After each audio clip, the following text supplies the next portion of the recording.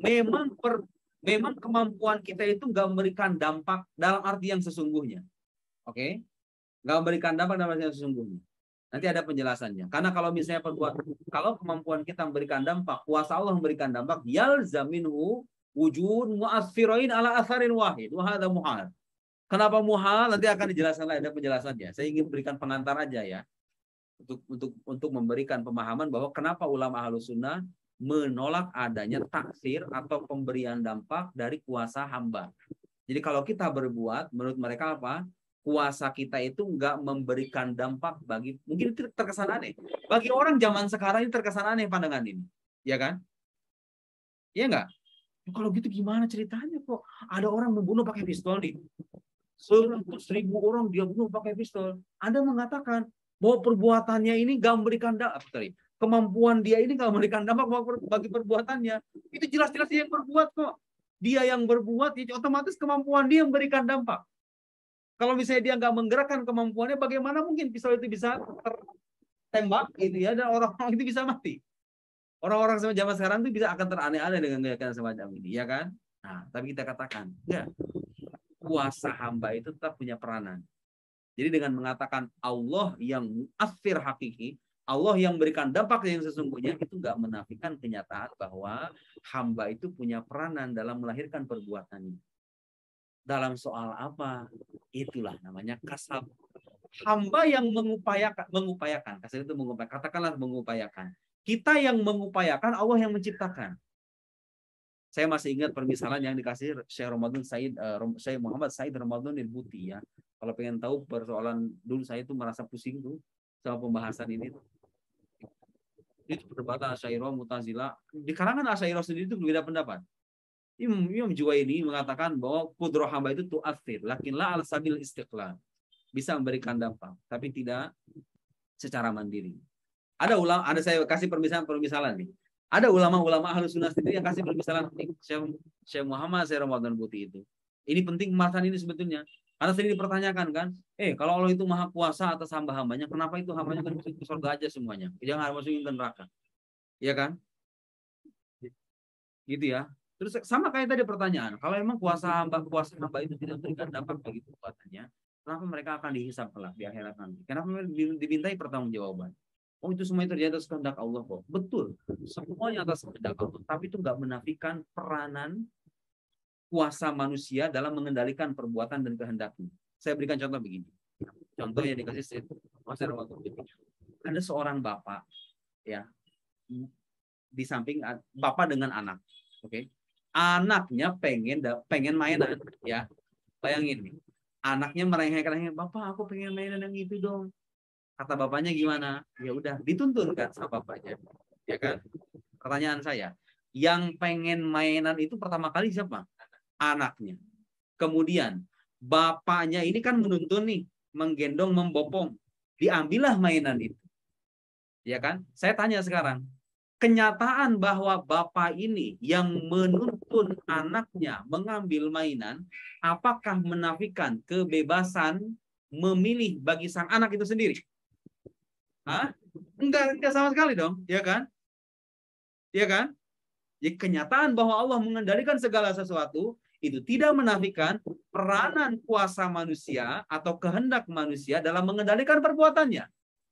Sekarang kalau kita tanya sama orang yang minum khamar atau orang yang membunuh, orang yang mencuri, tanya sama mereka, sebelum Anda berbuat, Anda bisa milih atau enggak? Bisa milih. Bisa milih. Pistol ketika mau ditembakkan, bisa ditaruh lagi, bisa ditembak. Bisa milih atau enggak? Bisa milih. Kalau kita tanya semua manusia, jawabannya sama kayak gitu. Sadar bahwa kita punya pilihan. Itulah yang namanya kasab. Pilihan itulah, karena ada pilihan itulah, kita dimintai pertanggungjawaban. Jadi ketika perbuatan terlahir, Allah menciptakan perbuatan itu atas dasar kemauan kita. Paham? Paham nggak? Ya, kita diberikan semua alat itu. Dan dengan itu kita bisa berbuat dan memilih apa yang mau kita perbuat. Jadi yang menjadikan adanya pertanggungjawaban di akhirat nanti itu bukan kenyataan bahwa segala sesuatu ditakdirkan sama Allah. Kita meyakini itu. Baik, buruk, Allah yang mentakdirkan. Tapi ingat, manusia itu semuanya menyadari bahwa mereka punya pilihan, dan dengan gara-gara adanya pilihan itu, dia dimintai pertanggungjawaban nanti. Kenapa memilih itu? Kenapa memilih itu? Permisalan yang tadi, bapak tadi menuntun anak ke arah tertentu untuk mengambil barang tertentu. Kenyataan itu kan nggak menafikan bahwa anak itu bisa milih. Yang pengen mainan pertama kali dia, ya kan? Dan ketika dia mengambil mainan pun itu kan hasil bapaknya menuntun. Kira-kira gitu permisalan sederhana. Kita pengen melakukan A, Allah menciptakan ini setelah kita menggerakkan kemampuan dan kehendak kita. Ya kan? Memang kemampuan ini katakan gak memberikan dampak. Tapi ingat, Anda melakukan ini atas dasar penggerakan kehendak Anda, kan? Iya kan? Jadi katakanlah benar, bisa kita terima bahwa kuasa hamba tidak memberikan dampak. Baik. Tapi kan masalahnya Anda bisa melakukan ini tuh gara-gara Anda menggerakkan kemampuan yang Anda miliki itu. Adanya upaya menggerakkan itu, gitu, paham nggak? Soal apakah ini memberikan dampak atau tidak, kita meyakini Allah adalah yang memberikan dampak pada hakikatnya, ya kan? Jadi masalahnya Anda punya celah dalam memilih itu, paham nggak? Itu yang nanti akan dihisab itu. Dan ketika di akhirat nanti nggak bisa orang beralasan, ya dulu misalnya dia membunuh, kemudian dia bertanya, ya Allah kan engkau yang mentakdirkan hamba membunuh.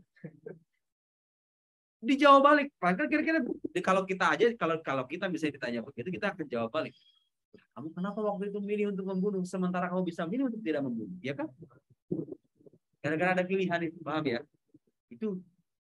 Jadi soal apakah itu perdebatan lain, saya kira ya. Selama kita meyakini bahwa manusia itu punya pilihan, relevan Anda bertanya, kenapa Tuhan akan menghisap? Loh, Tuhan tuh menghisap karena kita punya pilihan. Kecuali kalau Tuhan tiba-tiba menyulap kita jadi benda mati yang tidak punya kehendak, tidak punya pilihan, dan lain, tidak punya otak, tidak punya akal maksudnya, ya bukan otak. Otak kan artinya secara dalam arti fisik enggak. Otak ketika juga punya akal. Kalau kita menjadi benda mati atau menjadi hewan biasa, baru ketika itu Anda bertanya. Ada manusia sadar bahwa mereka bisa memilih baik atau buruk. Enggak relevan Anda bertanya kenapa Tuhan akan menghisap kalau memang Dia yang mentakdirkan. Tuhan mentakdirkan itu sesuatu yang dia masuk ke dalam ranah sesuatu yang gaib. Takdir Allah kan nggak ada yang tahu. Siapa yang tahu bahwa Allah itu akan mentakdirkan fulan akan melakukan ini dan itu dan ini. Ya kan? Kita tahu bahwa fulan takdir bagi fulan ini adalah ini setelah perbuatan itu terjadi kan?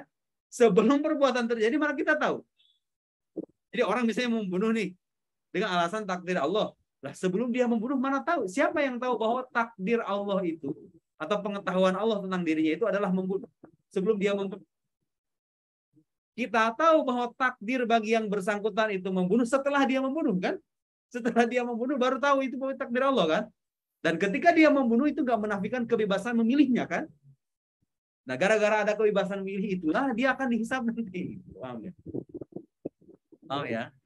Jadi sebenarnya itu pembahasan panjang, uraian panjang lebar, tapi itu kira-kira pembahasan. Kalau kita menggerakkan tangan ini, ya, semuanya. Nah, kalau dalam bahasa takdir itu ada pemisahan lain. Kayak ini menarik. Dulu saya merasa terkesan sama pemisahan ini. Anggap misalnya ada 3 botol di sini nih. 3 botol ini. Ada 3 ekor semut berjalan ke arah botol itu. Saya di sini. 3 botol ini di hadapan saya. Semut ini berjalan. Seluruh berjalan. Ini berjalan. Setelah botol yang satu ada botol kedua, botol ketiga, botol keempat, dan seterusnya. Sampai botol 5 lah. Nah, ketika si semut ini kemudian naik ke botol, ya, kemudian melewati botol pertama, belum melewati botol pertama, ya. Dia tahu nggak bahwa setelah botol pertama ini ada botol ketiga, botol keempat, kelihatan nggak sama dia? Nggak kelihatan. Tapi saya yang menyaksikan kejadian ini tahu nggak bahwa semut ini berjalan dari sini ke sini menyusuri, tahu atau enggak?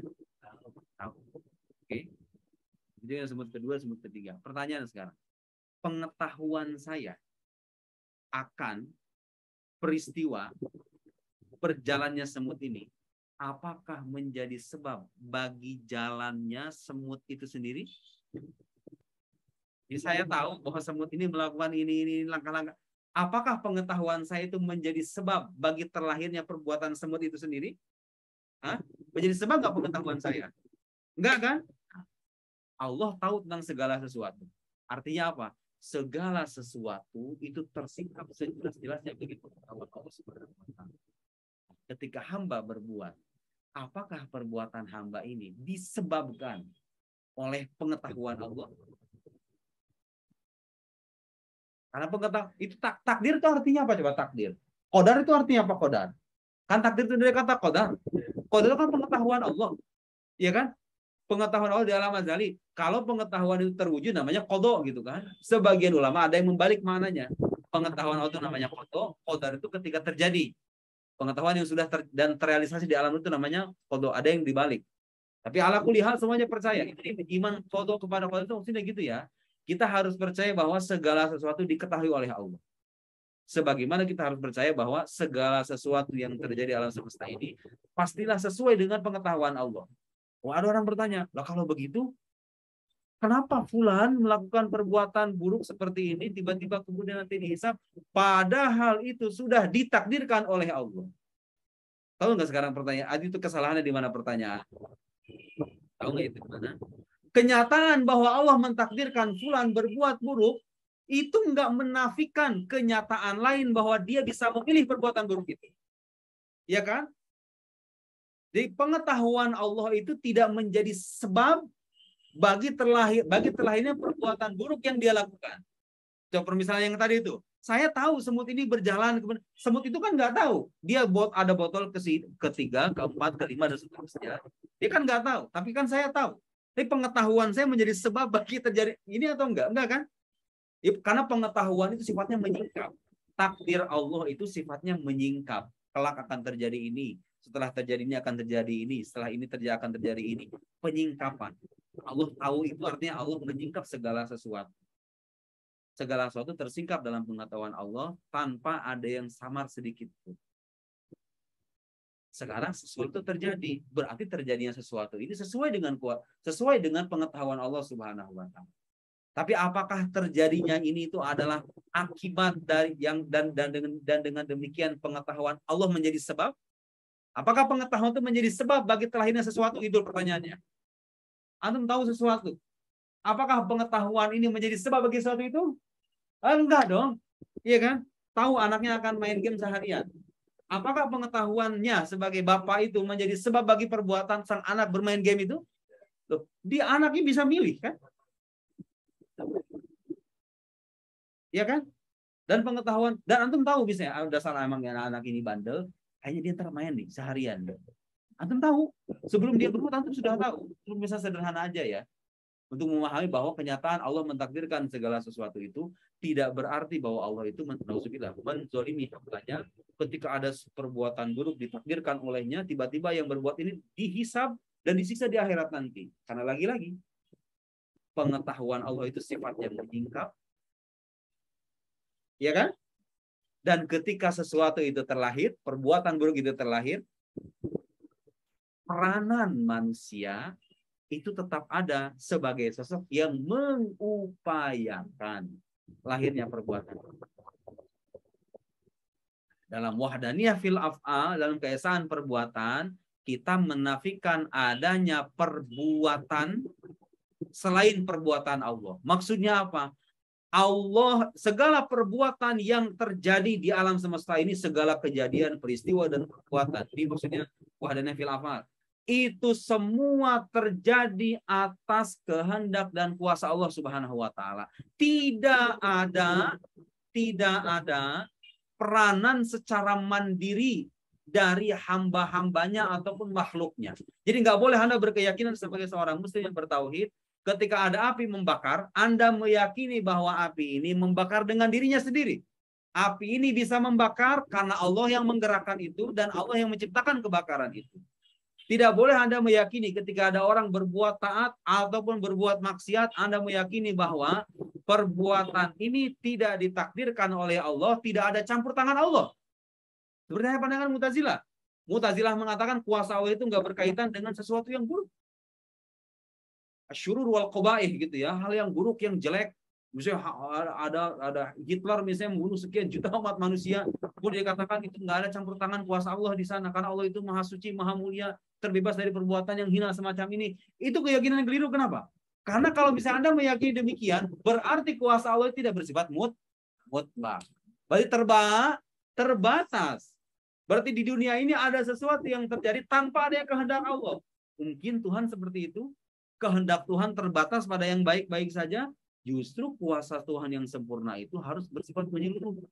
Baik ataupun buruk. Terus kenapa dihisab? Lagi-lagi tahu sekarang jawabannya. Karena dalam diri manusia ada pilihan, ada kehendak yang dengannya dia bisa memilih. Sebelum dia berbuat, dia bisa memilih. Ketika dia berbuat, dia tahu itu adalah takdir Tuhan. Tapi kan setelah itu terjadi. Sebelum terjadi, dia bisa milih. Kan? Karena itu dia nggak bisa beralasan di akhirat nanti. Engkau telah menakdirkan hamba membunuh, mencuri, dan lain-lain. Memang itu takdir Allah. Tapi masalahnya, Anda sebelum melakukan itu, Anda punya pilihan untuk tidak melakukan itu. Ya kan? Dan dengan itulah Anda dimintai bertanggung-jawaban. Berarti begitu juga jawaban apa? Dia kan pilih untuk masuk Islam. Ya betul. Betul. Kalau dia meninggalnya waktu kecil dia. Kecuali kalau orang kafir hidup di pedalaman, tidak pernah mengenal Islam, tidak pernah mengenal nama Muhammad, nama Al-Quran, tiba-tiba dia wafat. Bahkan ya, menurut pendapat ya dulu pernah saya sampaikan itu. Kalau ada orang kafir, dia belum mengenal Islam, tiba-tiba di kemudian katakanlah di usia 30 dia mulai mengenal Islam, mengenal Nabi Muhammad, mengenal ajarannya, mengenal Al-Quran, lalu dia melakukan pencarian secara jujur tentang ajaran yang namanya Islam ini. Dia mencari dengan kejujuran dan keterbukaan. Dia pelajari. Bukan, dia belum mengingkari, dia mempelajari dan ingin menambah keyakinan. Ya, tiba-tiba wafat sebelum dia mengikrarkan diri sebagai muslim. Itu hukumnya orang semacam ini tidak akan diabadikan di neraka. Coba antum ngomong di kampung, ngomong pandangan begini ya. Iya, saya dulu pernah. Saya itu pandangan Gereja Al-Azhar. Ada videonya. Gereja Al-Azhar.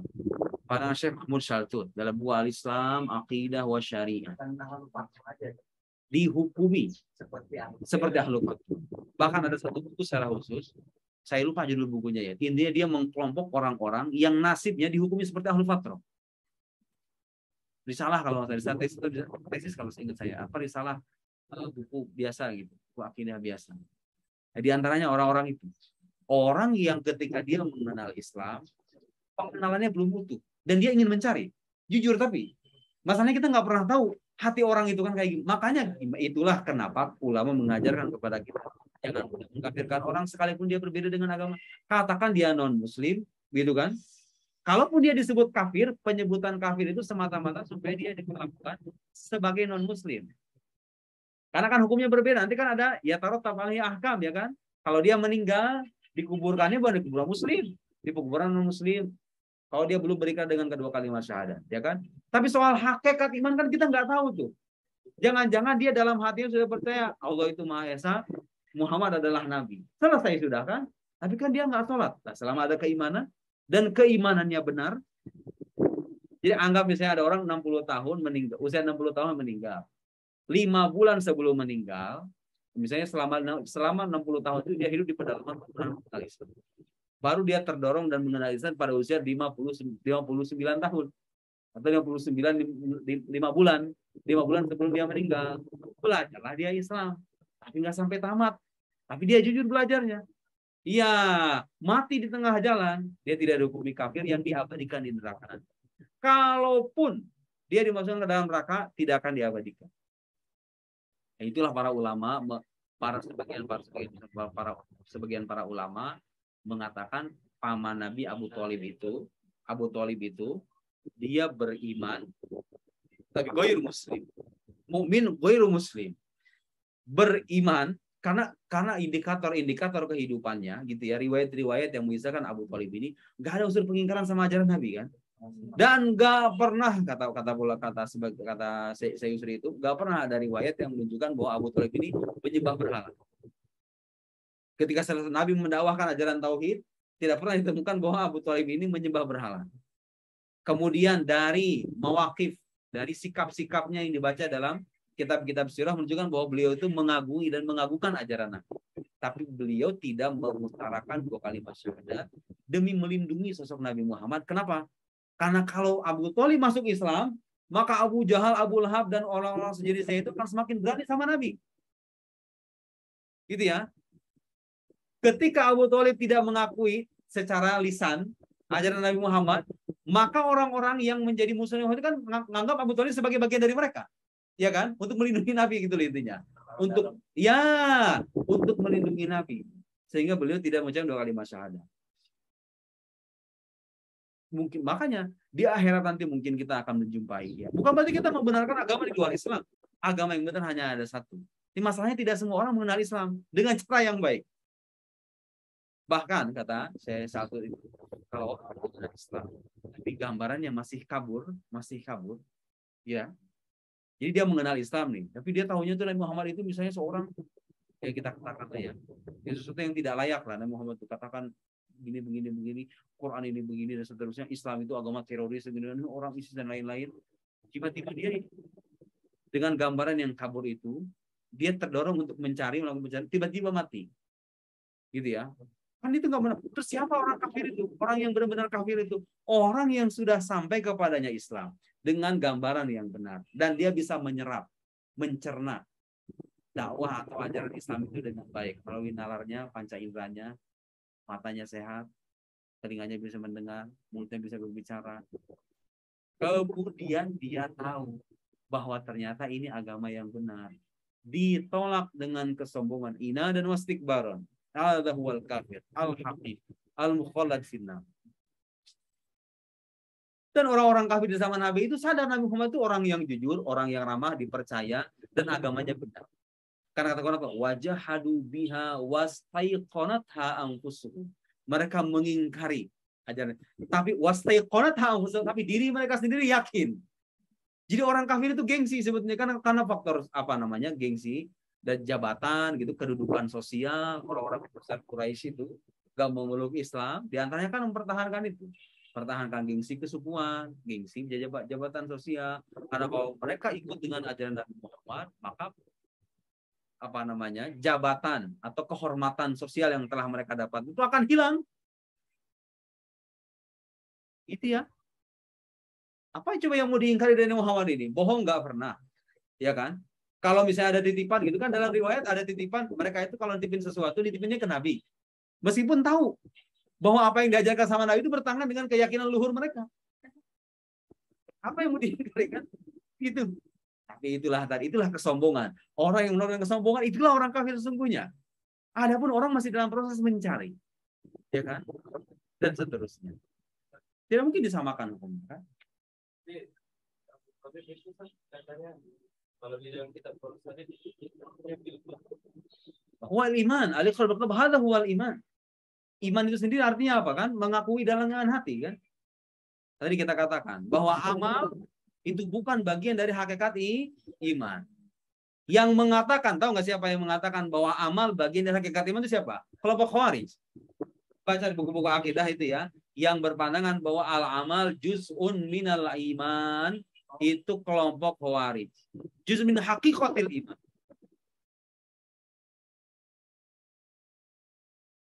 Ya. Ada yang bilang nggak sholat tuh kayak dia itu kondisi. Ada laysa min madzhab ahli sunnah. Hada laysa minna. Jadi kalau kita ya Sekarang ada memang nas-nas atau hadis-hadis teks riwayat-riwayat yang seolah-olah mengindikasikan dengan melakukan amal perbuatan tertentu atau ketika dia meninggalkan amal tertentu maka dia dikatakan kafir. Mana kufur itu kan maknanya luas. Enggak selamanya kufur itu kufur yang i'tiqadi. Bisa kufur amali, ya kan? Bisa kufur apalagi. Kan enggak selamanya dikatakan kafir. Bahkan di Quran itu kan petani disebut sebagai seorang kafir dalam makna kebahasaan. Kama khali ghaitin ajabal kuffar nabat al-kuffar. Ya kan artinya kafir itu kan menutupi. Ya kan? Ketika kafar itu hatta. Kemudian apa namanya? Yang ayat tentang ini tuh, ya orang yang tidak bersyukur disebut sebagai kafir. Yang tidak bersyukur. Gimana tuh ayat itu saya lupa tuh di Al-Qur'an itu. Ada beberapa ayat yang menunjukkan, jadi di Quran sendiri kata kafir itu tidak selamanya dimaknai sebagai kufrun i'tiqadi, gitu ya. Jadi kalau misalnya kita temukan hadis yang seolah-olah menunjukkan bahwa orang yang meninggalkan perbuatan tertentu dikatakan kafir, bisa saja ditawil dengan makna kufur amali, misalnya dia tidak bersyukur atas nikmat Tuhan. Orang yang tidak bersyukur disebut sebagai kafir.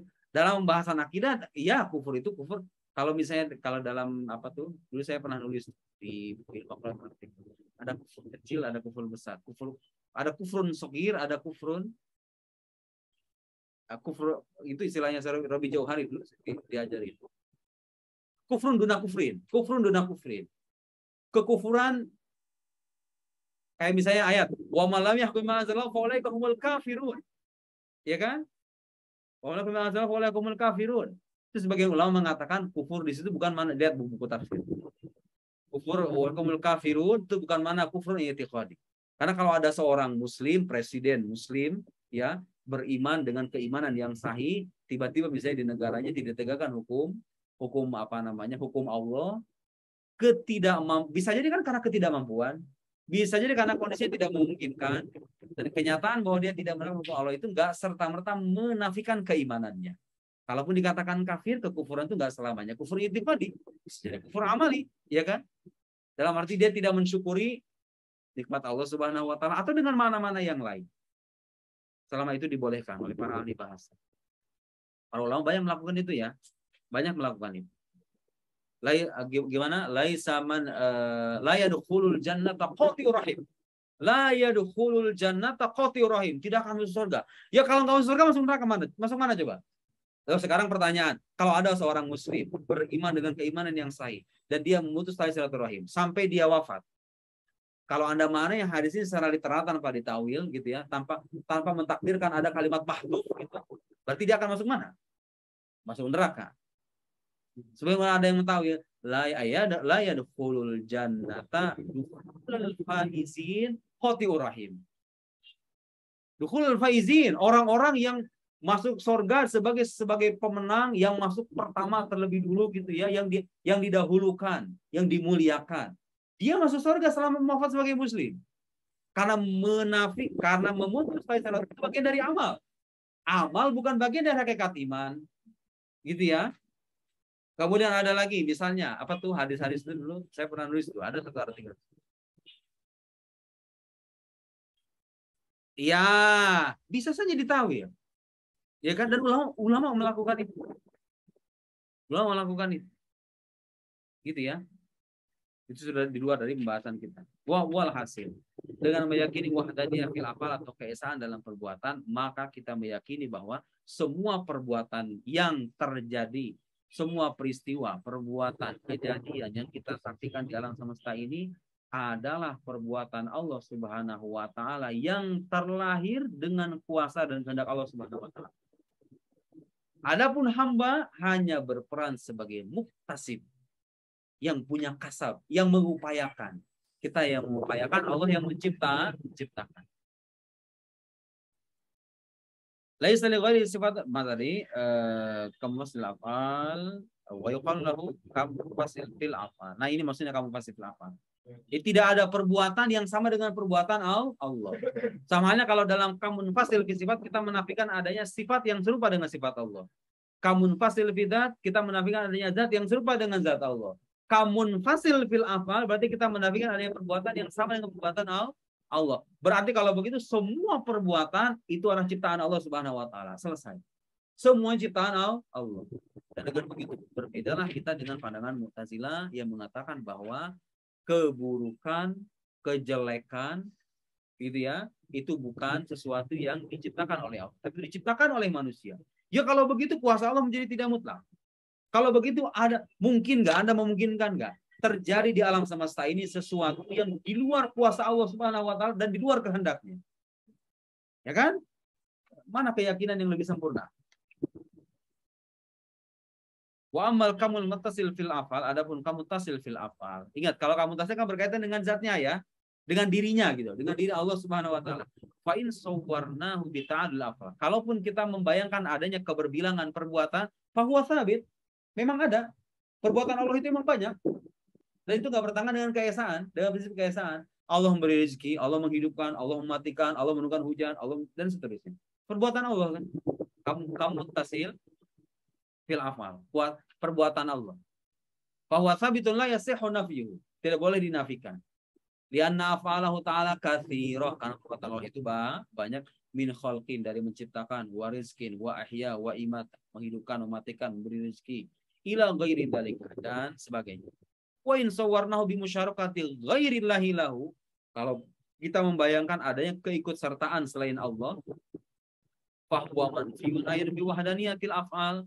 Jadi kalau kita bayangkan kamutasil fil af'al ini dengan adanya apa?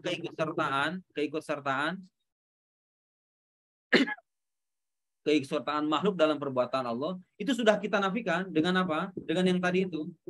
Wadani apa? Kamun fasil fil af'al. Fahuwa manfiyun aidan bi wahdaniyatil af'al. Fahuwa ta'ala munfaridun bil khalq wal itir. Maka Allah Ta'ala munfaridun bil khalq wal itir. Independent, mandiri dalam menciptakan. Mutawahhidun bil ijad wal ibda. Ya, esa dalam mengadakan dan menciptakan. Khalaqal khalqa. Dia menciptakan makhluk, wa a'malahu, dan amal perbuatannya.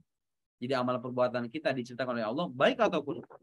Sekali lagi, kenyataan bahwa amal perbuatan buruk diciptakan oleh Allah tidak menafikan kenyataan bahwa kita bisa memilih perbuatan itu, dan dengan demikian itulah yang akan menjadi bahan pertanyaan di akhirat. Itu tadi pertanggungjawaban. Wa qaddara arzaqahum, dan mentakdirkan rezekinya, bagian rezekinya, wa ajalahu, dan usianya atau ajalnya. Walhasil, kesimpulannya, annal wahdaniyat asyamilata li wahdatidz dzat, keesaan yang mencakup keesaan zat, wa wahdatis sifat, dan keesaan sifat, wa wahdatil afal, dan keesaan perbuatan, tanfi kumuman khamsa, menafikan 5 kuantitas atau 5 kam yang sudah kita bahas tuh. Apa tadi? Kamutasil fidat, kamunfasil fidat, kamutasil fis sifat, kamunfasil fis sifat, kamunfasil fil af'al.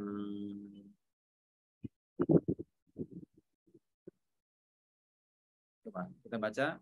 Kamutasil fidat huwa tarkibu min ajza. Jelas ya? Ketersusunan zat Allah dari bagian.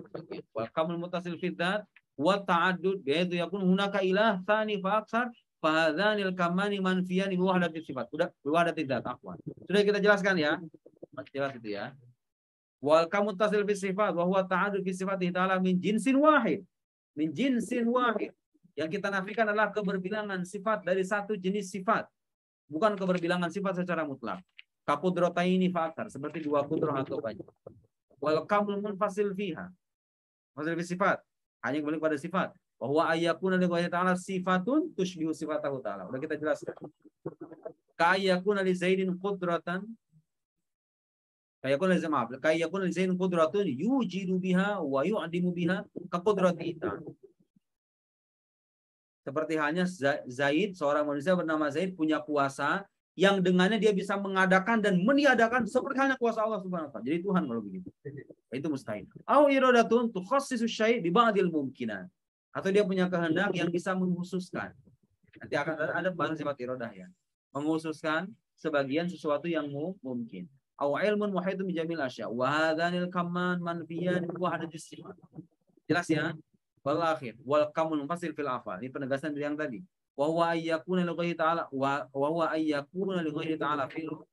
Jadi bagi sesuatu selain Allah ada perbuatan minal af'al ala wajhil ijad, dengan cara menciptakan. Itu yang kita nafikan ya. Kita menafikan adanya perbuatan makhluk yang bisa mengadakan dan meniadakan seperti halnya perbuatan Allah Subhanahu wa taala. Dan sekali lagi ya, kenyataan bahwa segala sesuatu diadakan dan ditiadakan oleh Allah enggak menafikan adanya peranan manusia. Jadi Allah dengan sunnahnya, sunnah yang berlaku, sistem kehidupan yang Allah berlakukan di alam semesta ini, Allah menciptakan sesuatu berbarengan dengan penggerakan manusia atas kehendak dan kemampuannya. Paham nggak? Saya sekarang misalnya pengen makan ya. Dari makanan ini lahirlah perasaan kenyang. Oke? Nah, Allah menciptakan perasaan kenyang berdasarkan kebiasaan yang diberlakukannya. Kenyang ini terlahir ketika saya mengayunkan makanan masuk ke dalam rongga mulut, masuk ke dalam perut. Kebiasaannya begitu. Kalau kelak Allah itu ingin menciptakan rasa kenyang tanpa makan, bisa atau enggak? Bisa. Kenapa? Karena sejak awal kita mengatakan bahwa semua sesuatu itu terjadi atas kehendak dan kuasa Allah Subhanahu wa taala. Yang mengadakan dan meniadakan Allah, adapun kuasa manusia, kuasa hamba itu berbarengan dengan perbuatannya sebagai upaya, sebagai sesuatu yang turut mengupayakan, bukan menciptakan, bukan ijad wal iada, bukan mengadakan dan meniadakan, hanya mengupayakan saja. Ya, hanya mengupayakan saja. Itu kalau saya mengasih penjelasan yang lumayan jelas. Tapi kalau antum baca itu untuk kali itu adalah mana kasab saja.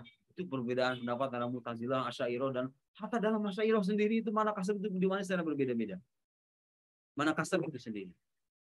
Tahu nggak pada akhirnya kaul yang rojih yang paling menenangkan batin itu apa? Terimalah semua yang Allah takdirkan, selesai. Tanpa dipertanyakan. Memang nggak ada ujungnya. Sebetulnya ya. Tapi kan kalau bagi kita sebagai orang-orang awam diberikan penjelasan begini udah lumayan kan. Ya nggak apa-apa, Allah yang mentakdirkan semuanya. Kalau ada orang mabuk, memang Allah. Tapi mimbabil adab, kadang kita kan nggak boleh sesuatu yang buruk. Tapi kalau kita hakikatnya itu Allah yang menciptakan, bukan? Iya Allah yang menciptakan. Tapi kan itu bisa terlahir gara-gara dia memilih itu. Karena dia punya kebebasan. Jadi sejak awal Allah mendesain kita sebagai hamba-hamba dan makhluk-makhluk yang bisa milih. Sejak awal. Gitu ya. Sejak awal Allah ngasih itu. Sebagai keistimewaan yang dia berikan gitu. Ketika ada perbuatan buruk, ada perbuatan lain. Jangan salahkan Allahnya. Allah sejak awal kasih kita kemuliaan, kebebasan. Makanya nggak relevan Anda bertanya kenapa muncul keburukan di alam semesta ini. Loh, keburukan ini bisa terjadi gara-gara manusia dikasih kebebasan kan? Kalau Anda nggak mau menyaksikan keburukan di alam semesta ini, berarti Anda secara tidak langsung mengharapkan manusia ini yang sudah mati, yang tidak punya kebebasan, tidak punya akal, tidak punya kehendak, jadi hewan seperti hewan yang lain gitu, jadi tumbuhan, menjadi benda mati seperti batu. Apa indahnya kehidupan seperti itu kan? Loh, justru keburukan itu muncul karena manusialah yang salah dalam menggunakan kehendak bebasnya. Sebagai konsekuensi kan, Allah ngasih kebebasan, muncullah ada yang baik, ada yang buruk, ada yang mukmin, ada yang kafir.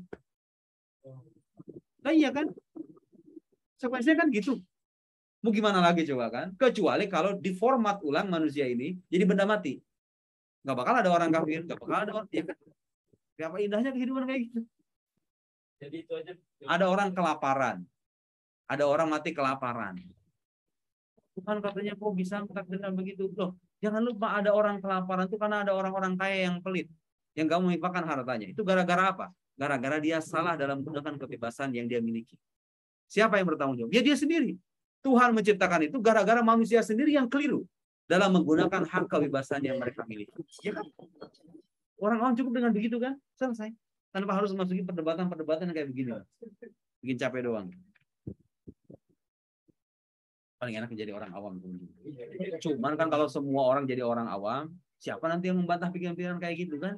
Harus ada di kalangan orang muslim ini yang mutakhassisin fi misli hadhil ulum likay yarud ala haula al mukhalifin al munharifin gitu ya. Walhasil itu tadi kesimpulannya.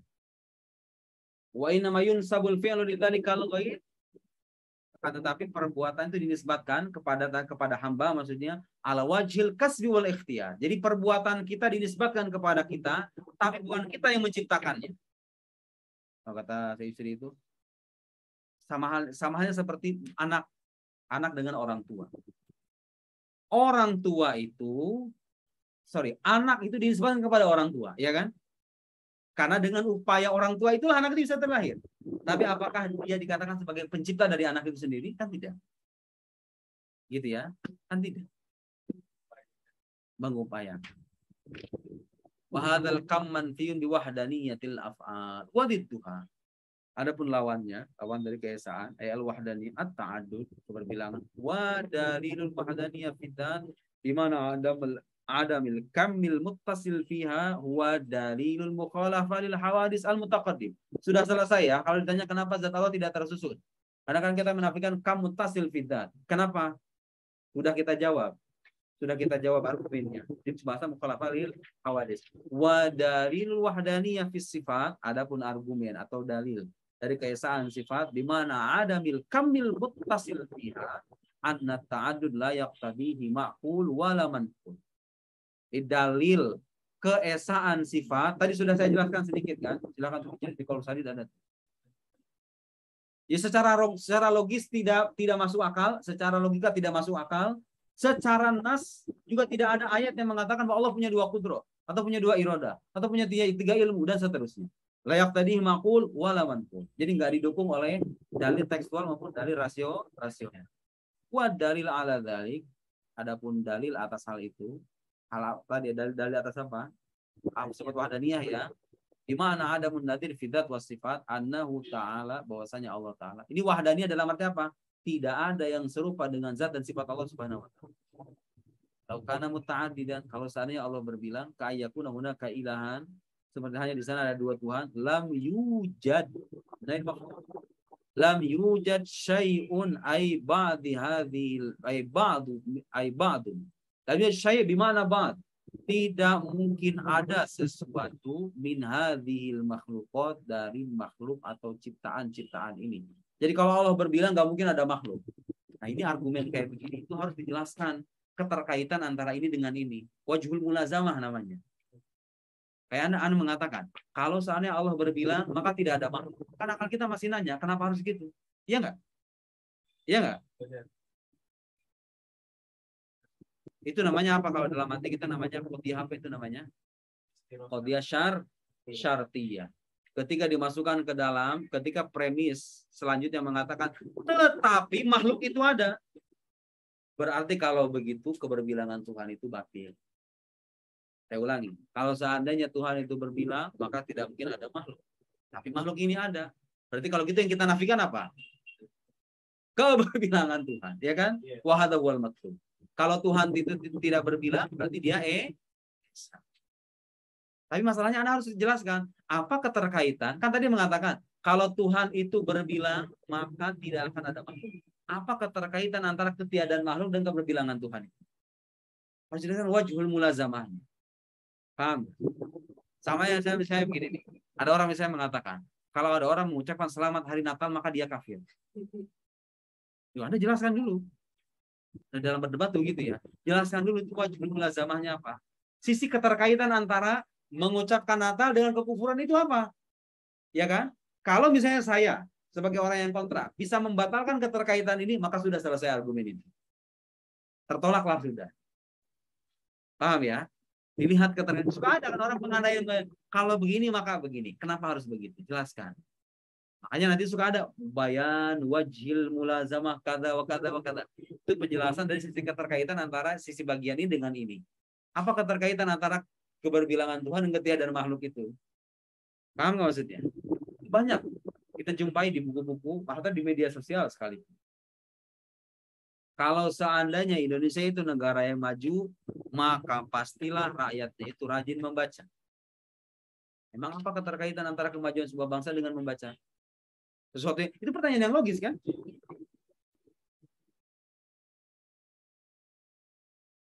Kalau seandainya pernikahan itu sesuatu yang nikmat, niscaya anak-anak muda di zaman sekarang berbondong-bondong untuk menikah. Tapi kenyataannya tidak. Berarti pernikahan itu sesuatu yang nikmat. Itu masalahnya Anda jelaskan dulu apa keterkaitan antara kenikmatan menikah dengan bagian yang ini nih dengan bagian yang ini. Kalau Anda tidak bisa membuktikan alasan itu, berarti itu argumen yang tertolak. Atau kalau bisa Anda bisa membuktikan kebatilan atau ketiadaan keterkaitan itu, ya sudah argumen Anda tertolak. Gitu ya. Jadi jelaskan di sini nih. Karena muta'adil lam yujad syai' min hadhil makhluqat. Lakin ada wujud dzalika batil. Ya jelas. Kalau dikatakan tidak ada makhluk, makhluk ini ada. Li'annahu mawjudil musyahadah. Karena makhluk itu ada dengan kesaksian kita, berdasarkan kesaksian kita sendiri. Musyahadah itu kesaksian. Fama ada ilaihi wa huwa ta'adul batil. Dan ada apapun ya apa dan apa yang bisa melahirkan kesimpulan itu yaitu keberbilangan, dia batil. Wa idza batala ta'adud tsabatatil wahdaniyah. Kalau Tuhan berbilang maka tidak akan ada makhluk, tapi makhluk ini ada. Berarti kalau begitu Tuhan tidak berbilang. Berarti kalau Tuhan tidak berbilang apa? Allah itu esa, abatatin wahdani, wa huwal matlub. Itulah yang dicari. Nah, ini baru dijelaskan nih.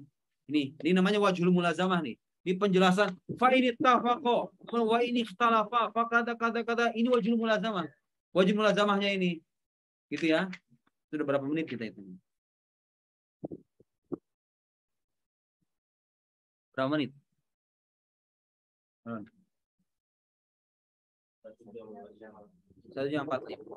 Masih kuat. Udah sepanang nggak? Udah pening kan? Oh, oke. Visual. Dan ternyata pengen cepat ya. Pengen cepat. Tapi nggak tahu. Saya paling ngejelasin tuh jadi masih berapa halaman doang kita ngejelasin.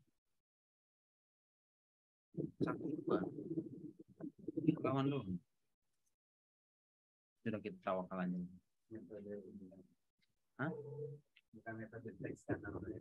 Iya. Tapi lebih enak begini atau gimana? Begini. Lebih enak begini ya. Nah, jadi kerasa kan? Sekarang ini kan kerasa kan seperti yang pelajari ilmu ini kan. Sekarang muncul rame dukun palsu itu. Itu masalah akidah laki-laki. Hampir sebagian besar penyimpangan orang zaman sekarang itu kalau dirunut ke akar masalahnya pasti masalah akidah. Sekarang yang dukun itu masalah akidah. Orang kalau misalnya akidahnya kuat, belajar dasar-dasar akidah dengan matang, apa iya dia masih bisa tertipu dengan dukun kayak begitu?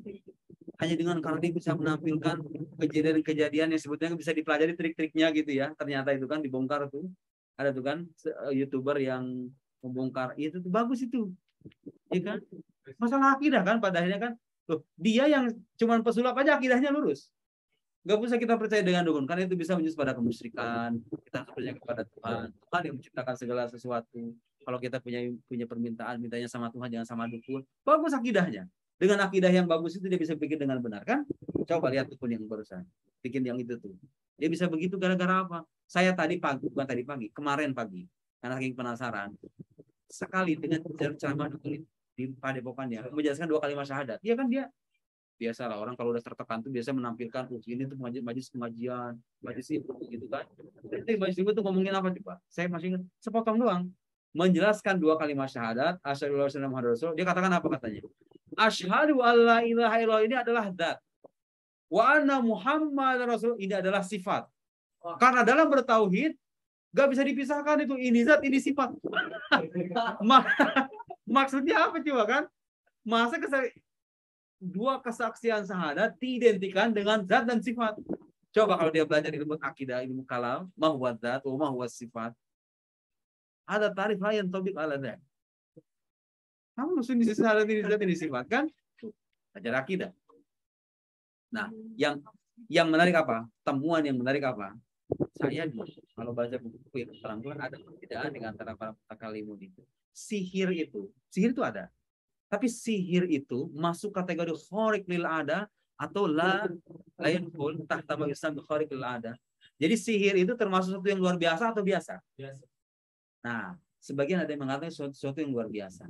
Bedanya dengan mukjizat, karomah itu apa? Kalau mukjizat itu terjadi pada seorang yang mengaku sebagai nabi, kalau mukjizat nabi, karomah itu wali, sihir itu orang fasik gitu kira-kira ya. Yang hidupnya jauh dari tuntunan agama.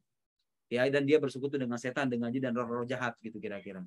Ternyata setelah saya menyimak penjelasan yang pesulap merah ini, ketika dia bisa membongkar trik-trik para dukun itu, berarti kalau begitu, dia pernah ditanya, sihir itu, lu percaya sihir gak? Kata yang nanya, ada saya lihat podcastnya itu, percaya sihir gak? Bukan yang gak percaya bang, saya itu tahu triknya. Saya tahu triknya. Jadi yang namanya yang orang juga sebagai sihir itu sebetulnya sesuatu yang bisa dipelajari. Yang kalau orang tahu triknya itu biasa-biasa aja gitu loh. Lah kita yang nggak tahu triknya kan ada benda bergerak dari arah jauh dan begini itu kan sesuatu yang luar biasa. Bagi orang yang tahu triknya, apa yang ada di balik itu biasa-biasa saja. Walhasil as-sihr laisa khariqan lil 'adam. Wa amrun 'adi. Sesuatu yang biasa, tetapi ditampilkan seolah-olah luar biasa. Bagi orang-orang yang tidak mengetahui sebabnya atau proses terjadinya. Bagi orang yang tahu itu biasa-biasa saja. Gitu ya. Itu yang saya baru tahu. Dulu karena saya hidup di Jampang, di Sukabumi, di mana santet, perdukunan dan lain-lain itu menyebar luas. Kan saya secara otomatis orang itu kan terbentuk apa? Sistem beliefnya itu kan dengan lingkungan kan. Ya bagi saya tuh dulu tuh beneran kayak gitu tuh. Dan makin ke sini gitu kan, makin ke sini belajar dikit-dikit mulai mencerna. Oh ternyata bener. Cuma trik aja. Ya kalau kita tahu tuh biasa-biasa aja gitu. Persoalan akidah kan apa coba nanti kalau suatu saat nanti muncul lagi penyimpangan di masyarakat dan lain-lain, dicari akar-akarnya itu pasti itu soal itu lagi. Kalau orang akidahnya kuat, pengetahuan rasionalnya matang, dia akan bisa mencerna mana yang benar, mana yang salah, mana yang masuk akal, mana yang enggak, mana yang sesuai dengan fakta, mana yang tidak, mana yang benar, mana yang kan gitu ya. Itu nanya ilmu. Ya, subhanakallahumma wa bihamdika asyhadu an la ilaha illa anta astaghfiruka wa atubu ilaik. Sallallahu alaihi wasallam wa ala alihi wasallam.